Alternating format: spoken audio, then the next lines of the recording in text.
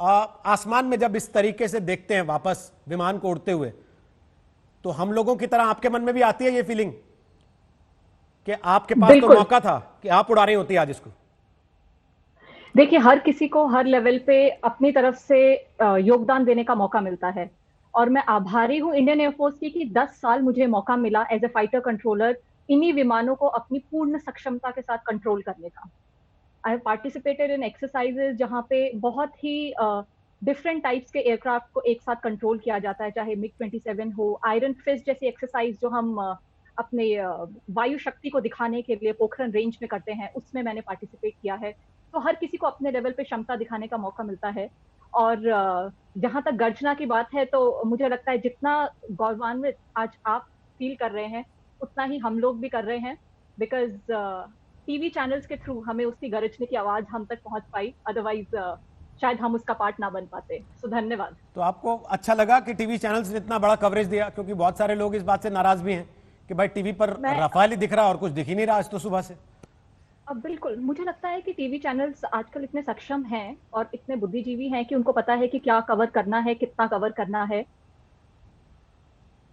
ये चीज मुझे लगता है कवर सिर्फ भारतीयों के लिए नहीं था, ये एक साइकोलॉजिकल इफेक्ट है, ये डेटरेंट इफेक्ट है हमारे दो सबसे गूढ़ दुश्मनों के लिए, चाइना एंड पाकिस्तान के लिए।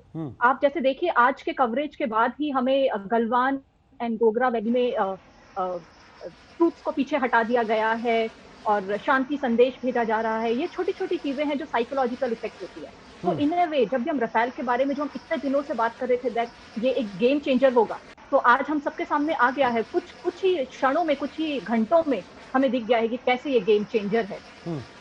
दीप्ति काला जी, आपके थॉट्स आज की इन तस्वीरों को देखने के बाद कैसा महसूस किया आपने? जी, मैं सिंपल शब्दों में कहूंगी कि आप लोगों के जैसे देशवासियों के जैसे हमारे भी रोंगटे खड़े हैं। आप लोगों के थ्रू जो हमने आज टाइगर दिवस भी हम मना रहे हैं और हमारा टाइगर हमारे घर में आ गया है। एंड आपने भी वो ऑडियो सुनी होगी जिसमें कहा है हैप्पी हंटिंग। सो हमारा टाइगर आ गया है हंट करने के लिए। तो अभी इनफैक्ट आपसे बात करते हुए भी मेरी रोंगटे खड़े हो रहे हैं, इतना ज्यादा गौरव मुझे फील हो रहा है। मैं आपको मिस कर रही हैं आप? एक तरह से कहूंगी कि मिस कर रही हूँ बिल्कुल, लेकिन शायद अगर वहां होती तो आज आपसे बात नहीं करी होती, अपने मन की जो स्थिति है वो अपने देशवासियों के साथ शेयर नहीं कर पा रही होती। तो अभी भी बहुत खुश हूँ। श्वेता, आप कुछ पूछना चाह रही हैं उनसे?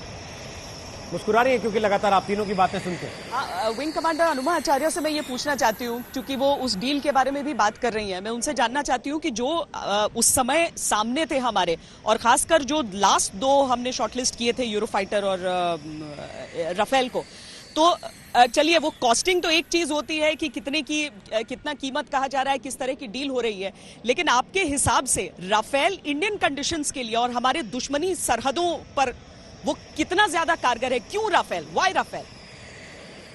देखिए, राफेल जिस समय यूरोफाइटर और इसको हमने शॉर्टलिस्ट किया था, तभी भी राफेल एडवांटेजियस था हर लिहाज से।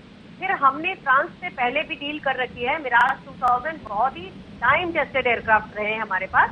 तो हम उनसे डील करते आए थे, और फ्रांस की जो मैन्युफैक्चरिंग कंपनीज है, स्नेगमा जिसे आजकल सैफरन कहते हैं, और थॉमसन सीएसएफ जिसे सेलस कहते हैं, इन दोनों को हमें हमारे टेरेन में किस तरह की जरूरत है उसकी खबर है। तो दूसरी चीज, जैसे यूरोफाइटर टाइफून में जो स्टेशन थे, आर्मामेंट स्टेशन, वो 13 थे, इसमें 14 थे।